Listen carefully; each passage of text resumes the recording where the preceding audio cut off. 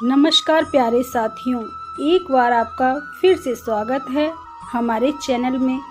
आशा करती हूँ आप लोग बहुत ही अच्छे होंगे। तो दोस्तों, आज की कहानी को शुरू करते हैं। एक समय की बात है, जमशेदपुर नामक एक छोटे से गांव में कामेश्वर नाम का एक लकड़हारा अपने परिवार के साथ रहता था। वह अपनी पत्नी और 3 बच्चों के साथ साधारण जीवन जी रहा था। लकड़हारे के बड़े बेटे का नाम पुष्कर और दूसरे बेटे का नाम प्रेम तथा छोटे बेटे का नाम कृष्णा था। दोस्तों, पुष्कर और प्रेम शरीर से हष्ट-पुष्ट और दिखने में सुंदर थे, जिस कारण लकड़हारा और उसकी पत्नी अपने दोनों बड़े बेटों से अधिक प्रेम करते थे। घर में उनके पसंद का खाना बनता, पहनने के लिए उन्हें अच्छे अच्छे कपड़े मिलते और माता पिता उनकी हर इच्छा को पूरा करने की कोशिश करते। वहीं दूसरी ओर लकड़हारे का छोटा बेटा, जिसका नाम कृष्णा था, वह शरीर से कमजोर, दुबला पतला और सांवले रंग का एक साधारण सा लड़का था, इसलिए उसे कोई प्यार नहीं करता था।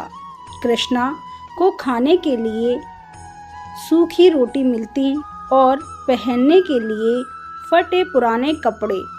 बड़े भाई उसे अक्सर तंग करते, उसका मजाक उड़ाते और उसे नीचा दिखाते थे, लेकिन कृष्णा को इस बात से कोई फर्क नहीं पड़ता। वह हमेशा अपने आप में मस्त रहता। उसने कभी भी अपने माता पिता और भाइयों से कोई शिकायत नहीं की। वह अपने दोनों बड़े भाइयों और माता पिता से बहुत प्यार करता था। उनका हमेशा आदर सम्मान करता था। मित्रों, जो लकड़हारा था वह जंगल से लकड़ी काटकर लाता और बाजार में बेच देता था। इसी तरह से उसके घर का खर्चा चल रहा था। एक दिन की बात है, लकड़हारा कामेश्वर बहुत बीमार पड़ गया। उसकी बीमारी के कारण जंगल से लकड़ियां लाना और बाजार में बेचने का काम बंद हो चुका था। घर में जो भी पैसा रखा था, धीरे धीरे सब समाप्त हो गया। एक दिन लकड़हारे की पत्नी ने अपने सबसे बड़े बेटे पुष्कर को बुलाया और कहा, बेटा, तुम्हारे पिता की तबीयत खराब होने के कारण घर का खर्चा ठीक से नहीं चल पा रहा है, इसलिए अब तुम्हें जंगल में जाकर लकड़ियां काटकर बाजार में बेचना होगा, ताकि घर का खर्चा चलता रहे और तुम्हारे पिता का इलाज भी होता रहे। आगे माँ ने अपने बेटे से कहा, बेटा, मुझे पूरा विश्वास है कि इस कठिन समय में तुम अपने परिवार का साथ दोगे। लकड़हारे की पत्नी ने पुष्कर को अच्छा भोजन बनाकर खिलाया और उसके लिए पूरी सब्जी बनाकर बांध दी और साथ ही में एक कमंडल दूध भरकर दिया। माँ ने अपने बेटे को कुल्हाड़ी देते हुए कहा, बेटा, जब तुम्हें जंगल में भूख लगे तो तुम पूरी सब्जी खा लेना और ऊपर से मीठा दूध भी पी लेना। मित्रों, इस तरह से लकड़हारे का बड़ा बेटा पुष्कर जंगल में लकड़ियां काटने के लिए घर से निकल पड़ा। वह कुछ ही दूर चला था कि रास्ते में उसे एक बुढ़िया दिखाई दी, जो बहुत ही कमजोर और दुबली पतली थी। उसने पुष्कर को रोकते हुए कहा, बेटा, मुझे बहुत जोरों की भूख लगी है। मैं कई दिनों से भूखी हूँ। तुम्हारे थैले में पूरी और सब्जी है और कमंडल में मीठा दूध है। बेटा, मुझ पर दया करके थोड़ा सा खाना खिला दो और मीठा दूध पिला दो। यदि तुम मेरी मदद करोगे तो ईश्वर भी तुम्हारी मदद करेगा। बुढ़िया के मुंह से यह सुनकर पुष्कर ने बड़ी बड़ी आंखें बनाते हुए कहा, अरे बुढ़िया, तुम तो बहुत चालाक हो। मैं अपना भोजन तुमको खिला दूं तो मैं क्या खाऊंगा। चल हट जा मेरे रास्ते से और जाने दे मुझको। तू मरती है तो मर जा, मुझे इससे क्या लेना देना। पुष्कर की बात सुनकर बुढ़िया को बड़ा दुख हुआ। पुष्कर वहां से सीधा जंगल में पहुंचा। दूध का कमंडल और भोजन का थैला जमीन पर रख दिया और एक सूखे पेड़ को काटने लगा।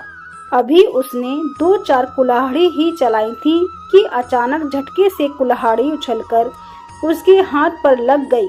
पुष्कर के हाथ से खून की धारा बहने लगी। दर्द के मारे वह चिल्लाने लगा, लेकिन उस जंगल में कोई उसकी मदद करने वाला नहीं था।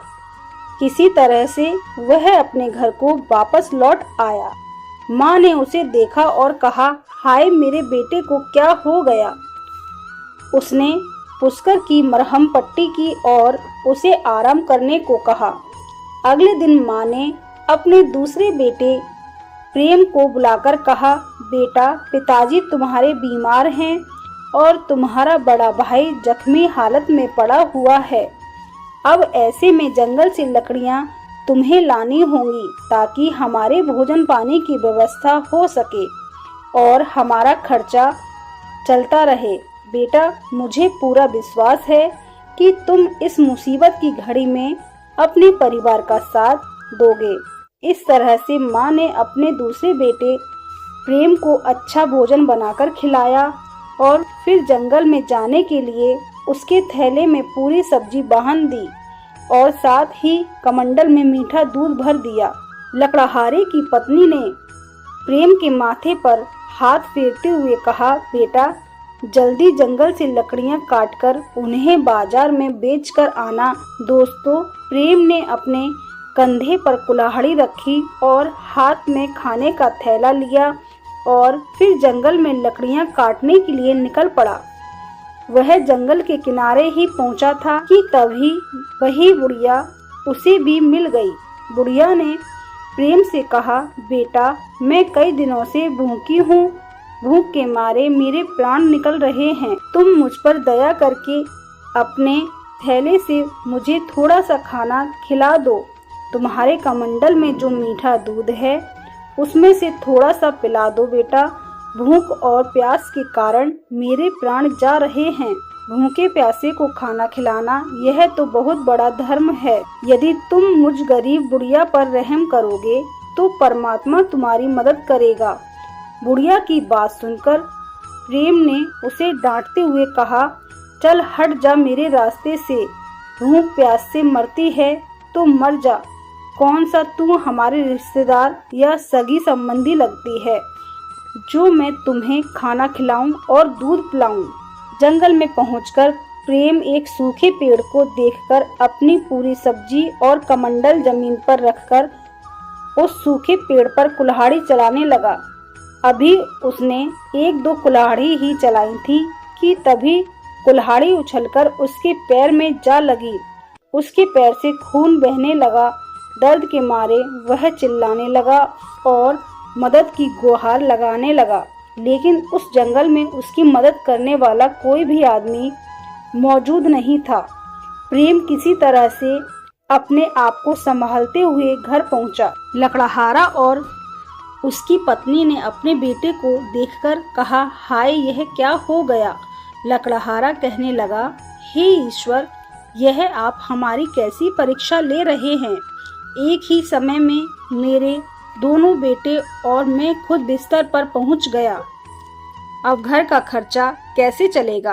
किसी तरह से रात बीती तो जो लकड़हारे का सबसे छोटा बेटा कृष्णा था वह अपने माता पिता के पास पहुंचा और कहने लगा, पिताजी, मैं भी आपका बेटा हूं। इस समय मेरे दोनों भाई जख्मी हालत में हैं और आप बीमार हैं। अब ऐसी स्थिति में आप तीनों से घर का काम नहीं हो पाएगा। यदि आप मुझे इजाज़त दें तो मैं जंगल से लकड़ियां काटकर बाजार में बेच आऊं। कृष्णा की यह बात सुनकर उसके माता पिता हंसने लगे और कहने लगे, अरे बेवकूफ, जंगल से लकड़ियां काटकर लाना कोई आसान काम नहीं है। अपने माता पिता के मुंह से ऐसी बात सुनकर कृष्णा कहने लगा, पिताजी, मैं शरीर से भले ही कमजोर हूँ, लेकिन मुझ में हिम्मत है और मैंने अपने बुजुर्गों से सुना है कि जो हिम्मत करके आगे बढ़ता है, ईश्वर उसकी मदद स्वयं करते हैं। लकड़हारा और उसकी पत्नी कहने लगे, बेटा, तुम तो बेवकूफ़ी भरी बातें कर रहे हो। तुम्हारे शरीर में तो इतना जोर भी नहीं है कि तुम कुल्हाड़ी ठीक से चला सको, और दिमाग में इतनी अकल नहीं है कि तुम बाजार में जाकर लकड़ियां बेच सको। लकड़हारा और उसकी पत्नी ने उसे बहुत समझाया, लेकिन वह अपनी जिद पर अड़ा रहा कि मैं जंगल जाकर लकड़ियां लाऊंगा और उन्हें बाजार में बेचूंगा। उसकी जिद देखकर कृष्णा के माता पिता ने कहा, ठीक है, जा, तू भी जंगल जाकर अपनी किस्मत को आजमा कर देख ले और अपने शौक पूरे कर ले। कृष्णा जब कुल्हाड़ी लेकर अपनी माँ के पास पहुँचा तो उसे देखते ही लकड़हारे की पत्नी कहने लगी, अरे बेवकूफ़, क्यों जिद कर रहा है? जो काम मेरे दोनों लायक बेटे नहीं कर सके, वह काम तू क्या करेगा? लकड़हारे की पत्नी ने एक सूखी रोटी और कमंडल में थोड़ा सा पानी देते हुए कहा, जब तुझे भूख लगे तो इस सूखी रोटी को खाकर पानी पी लेना, इससे ज्यादा तुझे और क्या चाहिए? तेरा पेट इसी में भर जाएगा। दोस्तों, माँ ने जहाँ अपने दोनों बड़े बेटे पुष्कर और प्रेम के लिए पूरी सब्जी और मीठा दूध देकर जंगल में भेजा था, वहीं कृष्णा को एक सूखी रोटी और पानी देकर जंगल में भेज दिया। कृष्णा बहुत खुश था। वह एक हाथ में सूखी रोटी और पानी लिए हुए था और दूसरे हाथ से कंधे पर रखी हुई कुल्हाड़ी को पकड़े चला जा रहा था। उसे कोई चिंता नहीं थी, बस उसके मन में एक ही धुन थी कि उसे लकड़ी काट कर लाना है। अभी कृष्णा जंगल के किनारे ही पहुंचा था कि तभी उसे भी वही बुढ़िया मिल गई जो उसके दोनों बड़े भाइयों को मिली थी। उस बुढ़िया ने कृष्णा को देखते ही कहा, बेटा, मैं कई दिनों से भूखी और प्यासी हूँ। भूख और प्यास के कारण मेरे प्राण जा रहे हैं। यदि तुम मुझे अपने भोजन में से थोड़ा सा भोजन करा दो और पानी पिला दो तो मेरे प्राण बच जाएंगे। उस बुढ़िया के मुख से इस तरह की बात सुनते ही कृष्णा कहने लगा, माँ जी, आप तो मुझे बहुत कमजोर और भूखी प्यासी दिखाई दे रही हो, लेकिन क्या करूँ, मेरे पास कोई अच्छा खाना नहीं है। मेरे पास तो केवल सूखी रोटी है। यदि आप इसे खाना चाहें तो बड़े शौक से खा सकती हैं। इतना कह करके जैसे ही कृष्णा अपने थैलों को खोलने लगा तो उसके आश्चर्य का ठिकाना नहीं रहा। उसने देखा कि उसके थैले में सूखी रोटी की जगह पूरी, पकवान और मिठाइयाँ भरी पड़ी हैं। कृष्णा ने जब अपने कमंडल को खोलकर देखा तो उसमें मीठा दूध था। पानी की जगह उसके कमंडल में मीठा दूध और सूखी रोटी की जगह उसके थैले में पूरी और पकवान थे। यह सब देखकर के कृष्णा आश्चर्यचकित था। वह कहने लगा, कहीं मैं कोई सपना तो नहीं देख रहा हूँ? यह सब कैसे हो गया? कृष्णा की बात सुनकर बुढ़िया कहने लगी, बेटा, यह सपना नहीं, हकीकत है। तुमने मुझ गरीब लाचार बुढ़िया पर दया दिखाई, यह उसी का फल भगवान ने तुझे दिया है। तुम्हारी सूखी रोटी और पकवान बन गई और कमंडल में रखा पानी मीठा दूध बन गया। यह सब ईश्वर की दया का परिणाम है। जो लोग दूसरों का भला करते हैं, भगवान उसका भला जरूर करते हैं। कृष्णा उस बुढ़िया को खाना खिला करके जंगल की ओर जाने लगा तो बुढ़िया कहने लगी, बेटा, मैं बहुत भूखी थी और तुमने मुझे खाना खिलाया, इसके लिए मैं तुम्हें कुछ देना चाहती हूँ। आओ मेरे साथ। इतना कहकर बुढ़िया साथ में कृष्णा को लेकर के चलने लगी। एक पेड़ के पास पहुंचकर बुढ़िया ने कहा, बेटा, जब मैं चली जाऊं तब तुम इस पेड़ को काट देना, तो तुम्हें एक ऐसी चीज मिलेगी जो तुमने इससे पहले कभी नहीं देखी होगी। वह चीज तुम्हारे बहुत काम आएगी और हो सकता है कि इस चीज के कारण तुम्हारी किस्मत बदल जाए। इतना कहकर वह बुढ़िया वहां से चली गई। मित्रों, कृष्णा बहुत खुश था। जब वह बुढ़िया कृष्णा की नजरों से ओझल हो गई तो उसने कुल्हाड़ी को दोनों हाथों से पकड़ा और उस पेड़ पर जोर जोर से वार करने लगा। वह दुबला पतला कमजोर सा युवक था, लेकिन उसने हिम्मत नहीं हारी। वह जोर जोर से पेड़ पर कुल्हाड़ी चलाता रहा। आखिर में वह पेड़ काटकर जमीन पर गिर गया। कृष्णा के आश्चर्य का ठिकाना नहीं था। वह यह देखकर हैरान था। उसने देखा कि उस पेड़ के तने में एक सुंदर सी चिड़िया बैठी है, जिसके पंख सोने के थे, जो पूरी तरह से सोने की थी। कृष्णा ने उस चिड़िया को देखकर कहा, यदि मैं इसे बाजार में बेच दूं तो इससे बहुत सारे पैसे मिलेंगे। इससे तो सच में हमारी किस्मत बदल जाएगी और अब हम अमीर हो जाएंगे। हमारे माँ बाप को जंगल से लकड़ियाँ काटकर बेचना नहीं पड़ेगा। और यही विचार करके कृष्णा ने उस सोने की चिड़िया को उठा लिया और उसे बेचने के लिए शहर जाने लगा। लेकिन शहर वहाँ से काफी दूर था। कृष्णा के शहर पहुँचते पहुँचते अंधेरा हो चुका था। वहाँ की सारी दुकानें बंद हो चुकी थी। ऐसे में उसे अपने सोने की चिड़िया का कोई खरीदार दिखाई नहीं दिया। अब ऐसी स्थिति में वह अपने घर वापस नहीं जा सकता था, क्योंकि रात बहुत हो चुकी थी। इसलिए उसे मजबूर होकर रात वहीं गुजारनी पड़ी। कृष्णा एक सराय वाले के पास गया और कहने लगा, भाई साहब, क्या मैं आपके यहाँ रात्रि के लिए विश्राम कर सकता हूँ? आपका जो भी किराया बनेगा वह मैं चुका दूंगा, क्योंकि मुझे सुबह यहाँ का बाजार देखना है। कृष्णा की बात सुनकर सराय वाले ने कहा, यह सराय मैंने इसलिए बनवाई है कि तुम जैसे मुसाफिर आएं और यहाँ पर विश्राम करें। तुम आराम से यहाँ पर रात गुजार सकते हो। साथियों, उस सराय वाले ने जब कृष्णा के हाथ में एक अद्भुत चिड़िया देखी तो कहने लगा, अरे यह सोने की चिड़िया तुम्हारे पास कहाँ से आई? इसके तो सारे पंख सोने के हैं। कितनी सुंदर चिड़िया है। ऐसी अद्भुत चिड़िया मैंने अपने जीवन में कभी नहीं देखी। मैं अपनी बेटियों को बुलाकर लाता हूँ और इस अद्भुत चिड़िया को दिखाता हूँ। मेरी तीनों बेटियाँ इस सोने की चिड़िया को देखकर बहुत प्रसन्न हो जाएंगी। वह सराय वाला तुरंत ही अपनी तीनों बेटियों को बुलाकर लाया और कहने लगा, देखो यह सोने की चिड़िया कितनी सुंदर है। जब उसकी तीनों बेटियों ने उस चिड़िया को देखा तो वे तीनों उस सोने की चिड़िया को देखकर बहुत खुश हो गईं। बड़ी बेटी ने कहा, यह चिड़िया कितनी सुंदर है, पूरी सोने की है। दूसरी बेटी ने कहा, इसके पंख तो सोने के हैं। और सबसे छोटी बेटी ने कृष्णा से कहा, तुम बड़े किस्मत वाले हो, जो ऐसी अद्भुत चिड़िया तुम्हारे पास है, जो पूरी तरह से सोने की है। इस तरह तीनों बेटियां सोने की चिड़िया देखने के बाद उसकी तारीफ करते हुए वापस चली गईं। इधर कृष्णा जिस सराय में ठहरा हुआ था, वहां के मालिक से बात करने के बाद कृष्णा और सराय का मालिक अपने कमरे में सोने के लिए चले गए। लेकिन कृष्णा उस सोने की चिड़िया को वहीं बरामद रखकर अपने कमरे में जाकर लेट गया। कृष्णा काफी थक चुका था, इसलिए उसे लेटते ही नींद आ गई और वह गहरी नींद में सो गया। उधर वह सराय वाले की सबसे बड़ी बेटी थी, जिसके मन में उस सोने की चिड़िया को देखकर लालच पैदा हो गया।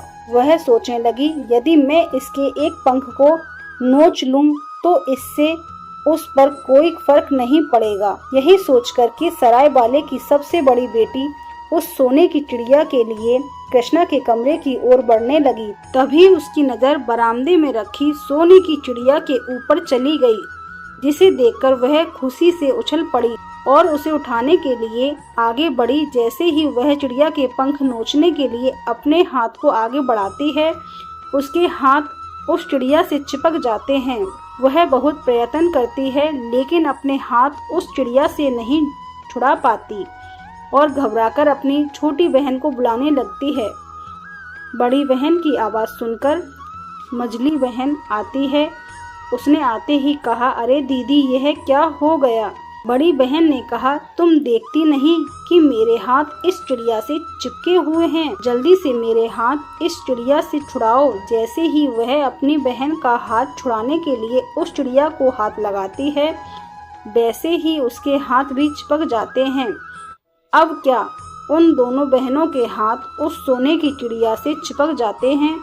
और वह दोनों अपनी छोटी बहन को आवाज़ देने लगती हैं।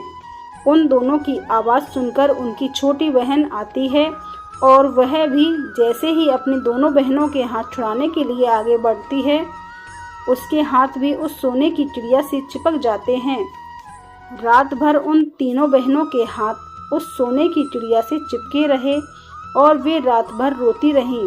दोस्तों, सुबह जब कृष्णा की आंख खुली तो वह तुरंत सोने की चिड़िया के लिए बरामदे की ओर दौड़ा और जब वह बरामदे में पहुंचा तो वहां का नजारा देखकर दंग रह गया। कृष्णा विचार करने लगा, जरूर इन तीनों ने इस सोने की चिड़िया को चुराने की कोशिश की होगी, इसलिए इन तीनों के हाथ इससे चिपक गए हैं। तभी वह सराय बाला भी वहीं आ गया और कहने लगा, अरे दुष्ट लड़के, तुमने यह क्या कर दिया? तुम देखते नहीं कि मेरी तीनों बेटियों के हाथ तुम्हारी सोने की चिड़िया से चिपक गए हैं। कृष्णा कहने लगा, इसमें मैंने कुछ नहीं किया है, जो भी किया है वह तुम्हारी तीनों बेटियों ने मिलकर किया है। जरूर इन्होंने इस सोने की चिड़िया को चुराने का प्रयास किया होगा, इसलिए इनके हाथ चिपक गए। इनको इनकी करनी का फल मिला है, इसमें मेरी कोई गलती नहीं है।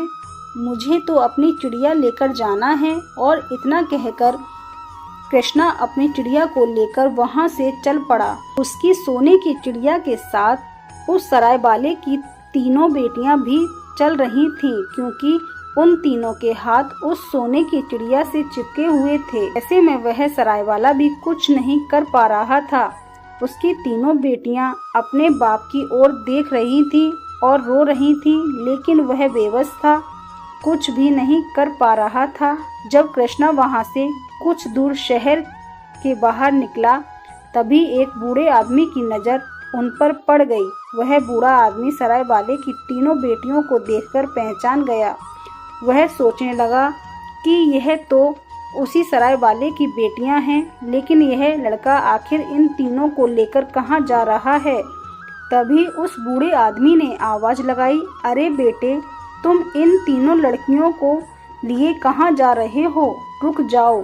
जब कृष्णा का उस बूढ़े व्यक्ति की बात पर ध्यान नहीं गया और वह चलता रहा, तब दौड़ कर के वह बूढ़ा आदमी उन तीनों लड़कियों को छुड़ाने के लिए आया।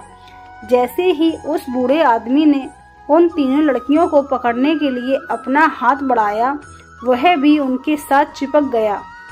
वह कहने लगा, यह क्या हो गया? मेरा हाथ कैसे चिपक गया?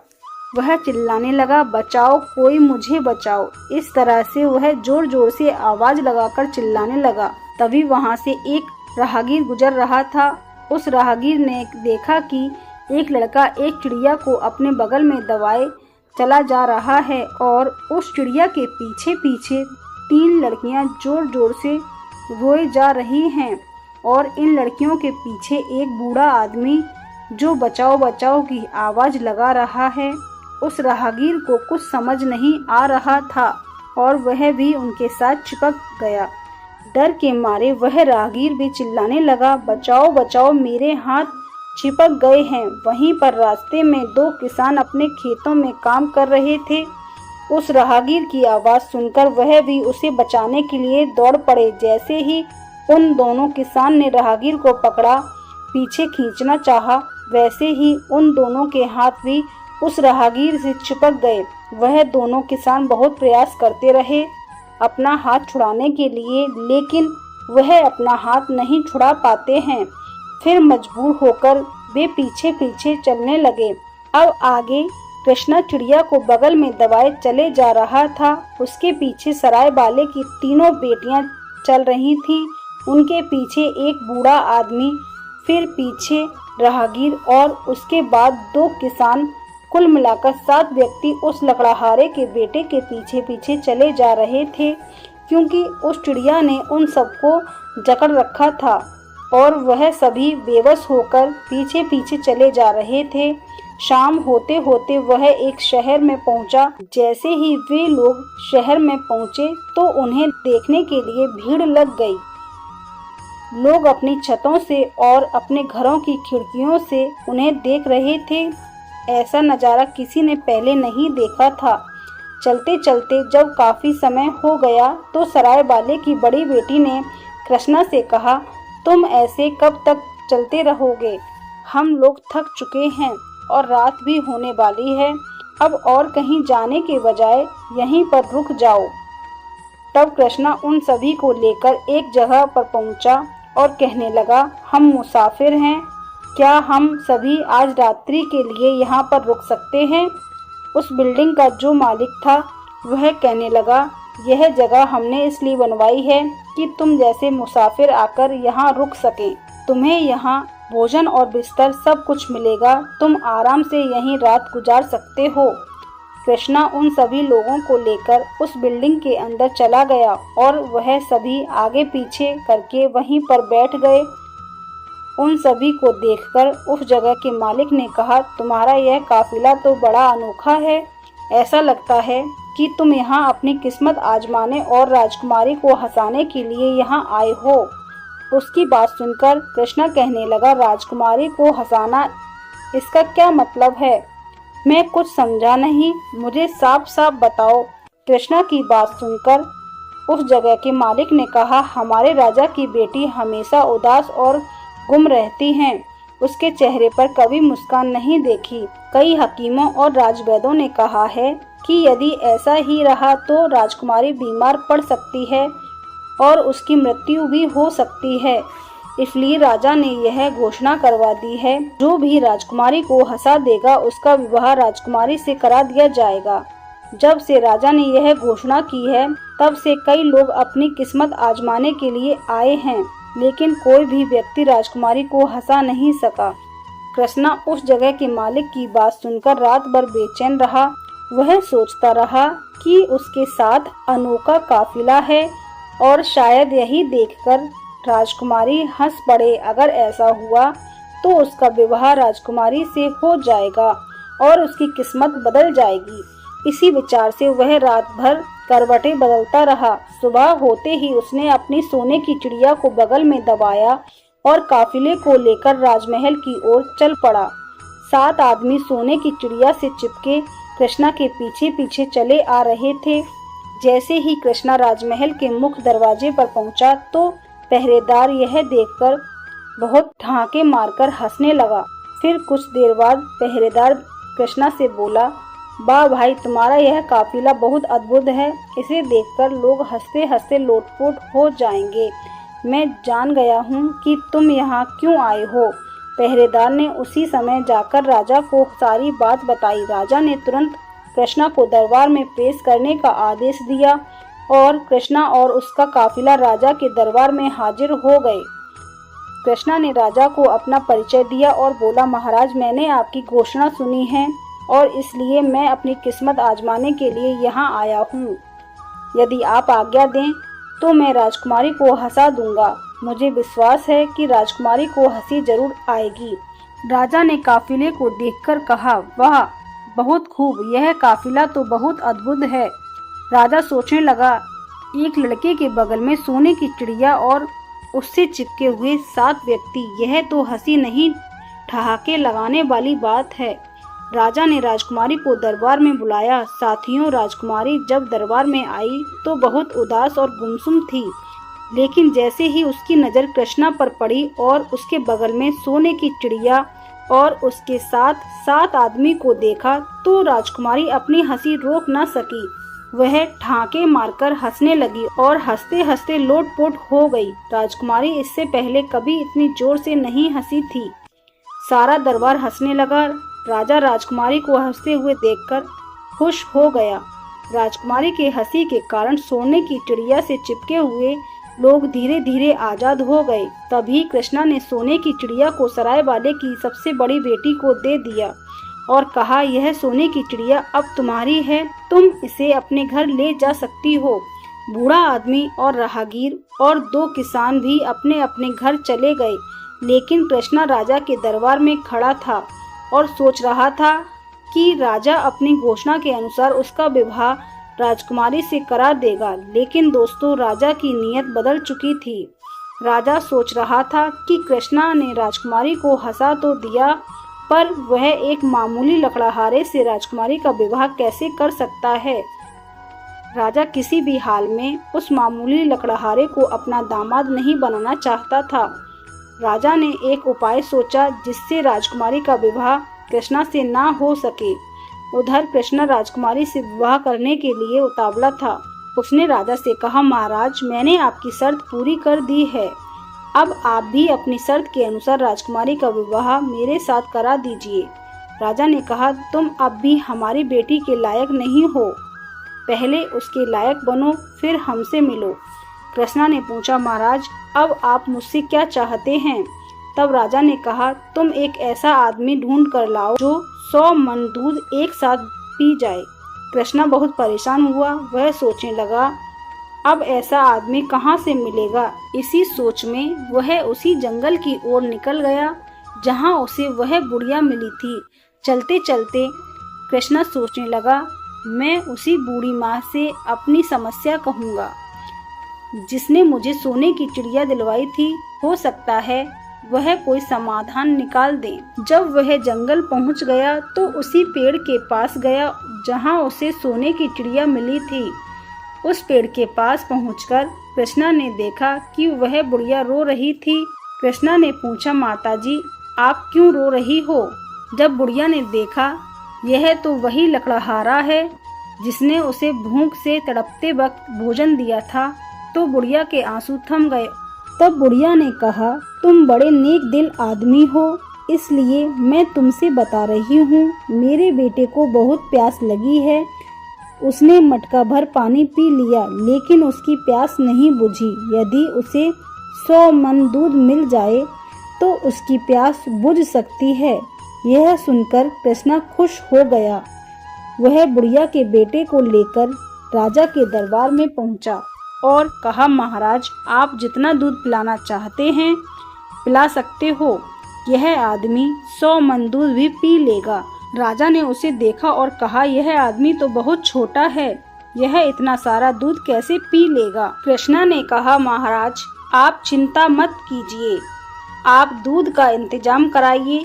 राजा की आज्ञा से दूध मंगवाया गया और उस छोटे आदमी ने दूध पीना शुरू किया। कुछ ही देर में दूध की सारी बाल्टियां खाली हो चुकी थीं। दूध पीकर छोटा आदमी एकदम खुश हो गया। उधर दरबार के सभी लोग आश्चर्यचकित थे। जब राजा और राजकुमारी ने यह सब देखा तो वे भी हैरान रह गए कि छोटा सा आदमी इतना सारा दूध कैसे पी सकता है। तब उस छोटे आदमी ने अपने पेट पर हाथ घुमाते हुए कहा, यदि दूध और हो तो ला सकते हो, अभी थोड़ी सी प्यास मुझे और बाकी है। इसके बाद कृष्णा उस छोटे आदमी के पास पहुंचा और धन्यवाद देते हुए कहा, आज मैं तुम्हारी वजह से राजा की शर्त को पूरी कर पाया हूँ। फिर कृष्णा ने बुढ़िया के बेटे को धन्यवाद दिया और उसे विदा कर दिया और वह छोटा आदमी राज दरबार से खुश होकर चला गया। तब कृष्णा राजा के पास पहुंचकर कहने लगा, महाराज, मैंने आपकी शर्त पूरी कर दी।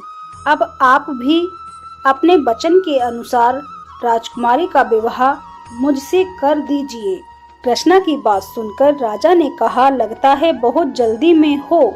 अभी तुम्हें एक और कठिन काम बताऊंगा जो यह तुम कभी नहीं कर सकते। फिर कुछ देर के बाद राजा ने कृष्णा से कहा, तुम मुझे ऐसा जहाज लाकर दो जो हवा, पानी और जमीन तीनों पर चलता हो।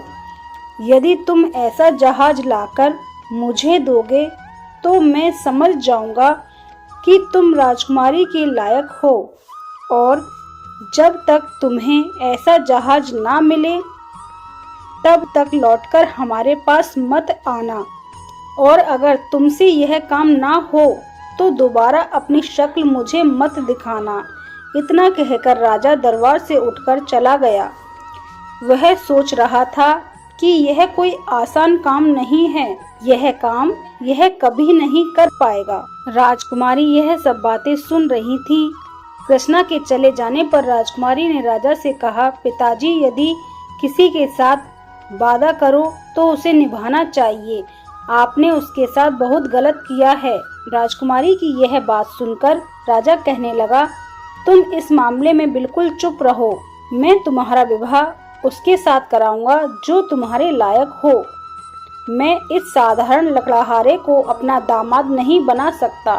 राजकुमारी अपने पिता की बात सुनकर अपने कक्ष में वापस चली गई। मित्रों, इधर कृष्णा बहुत परेशान था।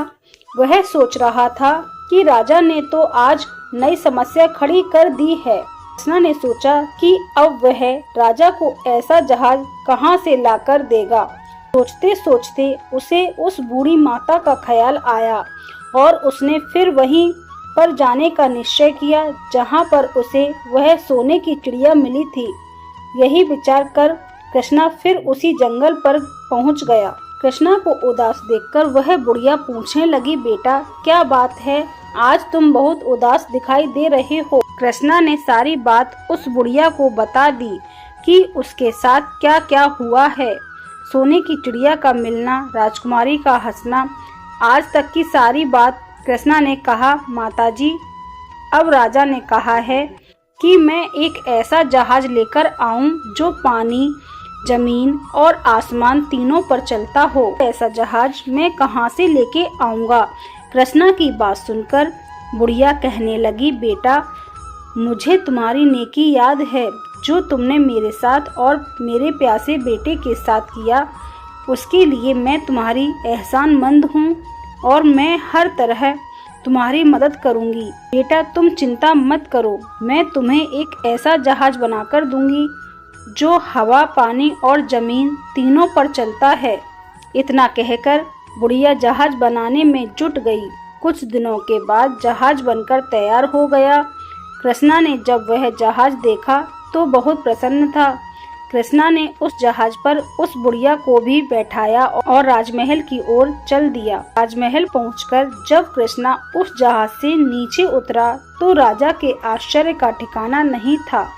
वह सोच रहा था कैसे नामुमकिन काम को यह मुमकिन कर रहा है। लगता है नियति भी यही चाहती है कि इन दोनों का विवाह हो। तभी तो जो बातें कोई सपने में नहीं सोच सकता वह उसने मुमकिन करके दिखाया है। राजा समझ चुका था कि अब यह मेरी बेटी के योग्य है। अब इससे योग्य और कोई दूसरा नहीं हो सकता। और इस तरह से विचार कर राजा ने राजकुमारी का विवाह कृष्णा नाम के उस लकड़हारे के साथ कर दिया। कुछ दिनों के बाद कृष्णा उस राज्य का राजा बन गया और इस तरह उसकी किस्मत बदल चुकी थी। जब उसके माता पिता को यह बात पता चली कि उसका जो सबसे बेवकूफ़ लड़का था, जिसे वह नाकारा समझ रहे थे, वह तो बड़ा बुद्धिमान निकला। दोस्तों, यह सब जो था वह उस लकड़हारे कृष्णा के नेक दिली का परिणाम था, जिसने उसकी किस्मत पूरी तरह बदल दी। यह उसकी नेकी का फल था, क्योंकि उसके दिल में दया थी। उसने भूखे को भोजन करवाया था और प्यासे को पानी पिलाया था। उसने नेक काम किया था, इसलिए भगवान ने उसकी मदद की। उसे एक साधारण लकड़हारे से राजा बना दिया। दोस्तों, लोग चाहें जो कहें, लेकिन अपनी नेकी, कर्म और किस्मत में विश्वास रखें। हमेशा नेकी के मार्ग पर चलते हुए कर्म करते रहिए। एक ना एक दिन आपकी किस्मत आपका साथ जरूर देगी। साथियों, कहानी पसंद आई हो तो वीडियो को लाइक करके हमारे चैनल को सब्सक्राइब कर लेना और साथ में बेल आइकन को भी दबा देना। तो मिलती हूँ आपको एक और प्रेरणादायक और मज़ेदार कहानी के साथ। धन्यवाद। राधे राधे दोस्तों।